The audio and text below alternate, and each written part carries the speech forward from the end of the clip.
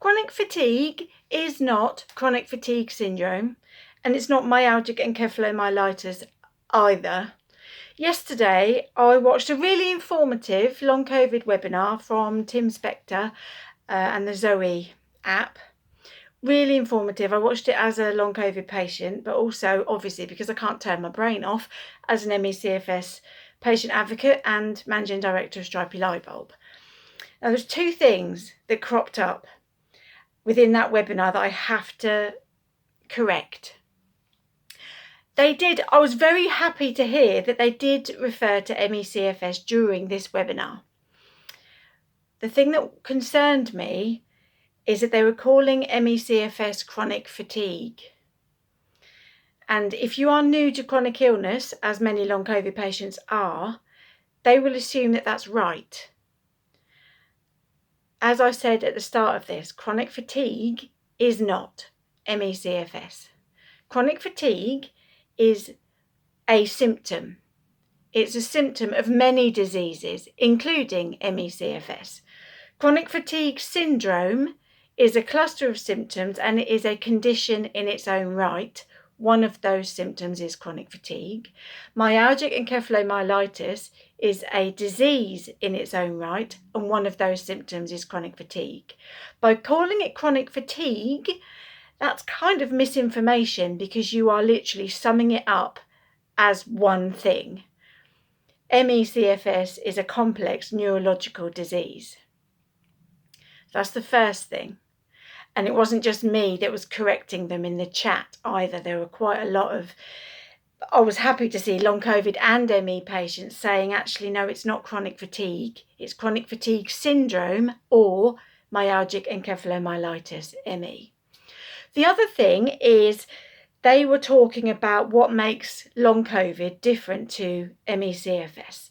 And I can't remember the wording, but the basic thing that they were saying was that long COVID is specific to COVID-19, whereas MECFS isn't. But I've now spoken to hundreds of people who now have an MECFS diagnosis as a result of having COVID-19.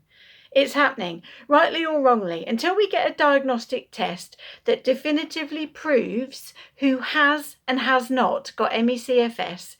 You have to say you meet the diagnostic criteria. So in terms of your, what could it be? Fatigue, post-exertional malaise, neurological problems, memory, slurred speech, nerve pain, there's up to 60 symptoms that come under the umbrella of MECFS.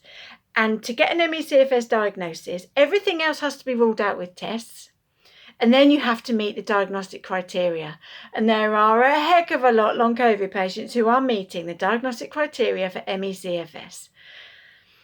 The difference between the two, because long COVID is a mixture of 3 or 4 different subsets, you may well have MECFS and organ damage.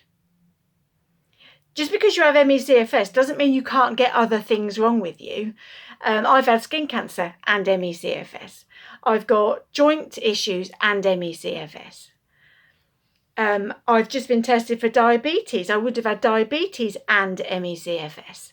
But if you meet the diagnostic criteria, you will be, if your GP is educated on MECFS, and the majority aren't confident in diagnosing MECFS. So if you've got an MECFS diagnosis, you've had a diagnosis that's incredibly difficult to get. A lot of doctors are wary about giving that because they're aware of the stigma surrounding the disease. It's not just a throwaway diagnosis. There was a couple of people commenting yesterday, and I kind of got the impression they thought that they were given this, I'll fob you off with an MECFS diagnosis. Just speak to the MECFS patient community. There are people that have been fighting for a diagnosis for years.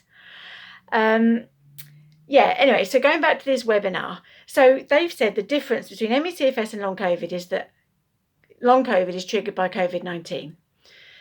MECFS can be triggered by any virus.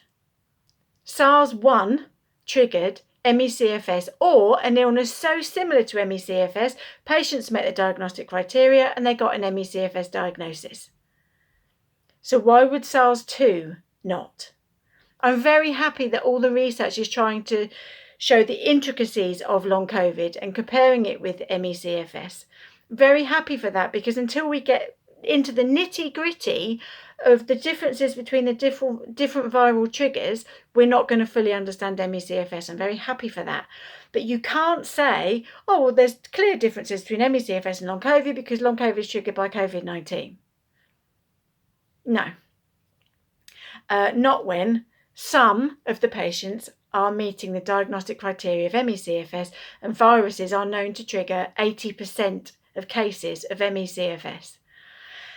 Prior to COVID-19, there were very few knowledgeable people about MECFS. It's a complex, using the word from yesterday, controversial neurological disease. It's surrounded by controversy, and that puts a lot of people off. Now, before COVID-19, the patient community could name, or identify at least from their faces, all of the experts on our condition worldwide. Because there are so few, you recognise them. And yet since COVID-19, all of a sudden, lots of scientists and researchers who have never done MECFS research are talking publicly about our disease, but they aren't getting some of the aspects of our disease right. And it is very easy to spot them because they tend to describe our disease as chronic fatigue. It's just wrong. You wouldn't describe, what other diseases have tiredness?